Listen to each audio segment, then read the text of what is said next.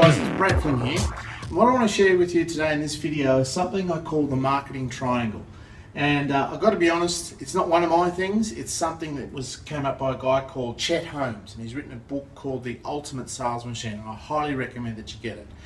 But when I came across this concept and started applying it to my market, it gave me some real clarity about what sort of results I can expect reasonably, and as a result, what sort of activity levels I needed to be doing to get the results I needed for my business. So let's go through it. Basically what Chet's uncovered, in my experience in all my years marketing, this is pretty much the case in whatever industry that you're in. There's a series of different levels in the marketing triangle of where people are at in terms of their buying cycle or where they're at with your product or service. So one of the things we know that at any one time, 3% of your marketplace is buying right now. You could probably ring them up and say, hey, I sell widgets, would you like to buy one? And they would probably say yes, based on the fact that you tick the 5 sales points that I've talked about in a separate video. So 3% right now. 6 to 7% are actually open to it. So they're kind of thinking, you know, maybe we need to think about getting a new widget or whatever it is. So they're open to actually engaging in some dialogue with you and being a little bit more interested, a bit hotter, I guess, than your normal prospect. So in terms of the quality of your leads, hot leads up here are going to make up about 10% of your marketplace. Now we slide down the triangle and we come into the next part here, which is 30% of your marketplace are not thinking about it at the moment. So, you know, they may be a little bit interested, they're not directly thinking about it, it might be a passing thought every now and again, but, you know, maybe they are able to be sort of put into your sales funnel and you may be able to help them out. Going down again, the next 30% in here don't think they're interested. You know, maybe they've just recently bought a widget and they know they're pretty right now and they're not interested in buying your product. So that's cool. And then the bottom 30% here, they definitely know they're not interested. It doesn't matter what you do from a sales and marketing perspective, you are never going to get their attention.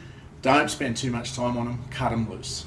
So what does that mean in the big scheme of things? So let's say we had a marketplace with 100 people or even 1,000 people. What that means is that 30 people within that marketplace are going to be buying right now. You can rock up to their door, as I said, and sell them something. 6 to 7% or 60 to 7 people are open to it. Okay, so we've got probably 100 people out of 1,000 who are ready and open or are hot prospects for your product or service right now.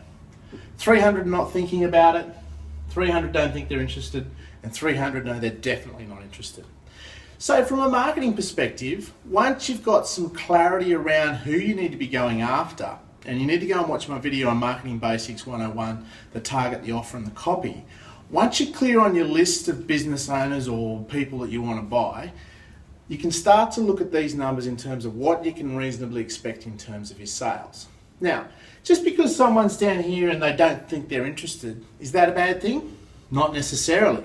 Because what's going to eventually happen is they'll probably move into this triangle and then this triangle and this triangle.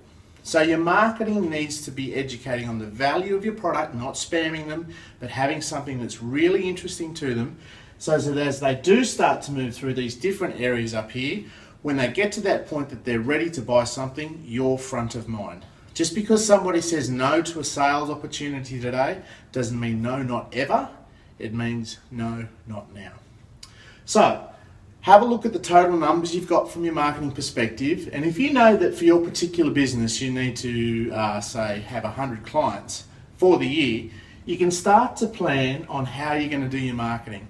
How many people do you need to be contacting on a regular basis to start to pull this together and start to get some sales? So hopefully that's been interesting for you. If you have any questions, feel free to send me an email. As I said, get the book. Apart from sales, it's got some really brilliant ideas in it. It's called The Ultimate Machine by Chet Holmes. It's on iPads and Amazon and all those sorts of things. But yeah, take that into consideration with your marketing plan. That way you've got reasonable expectations on what you can get from your advertising and your marketing. Thanks for watching. I'm Brad Flynn.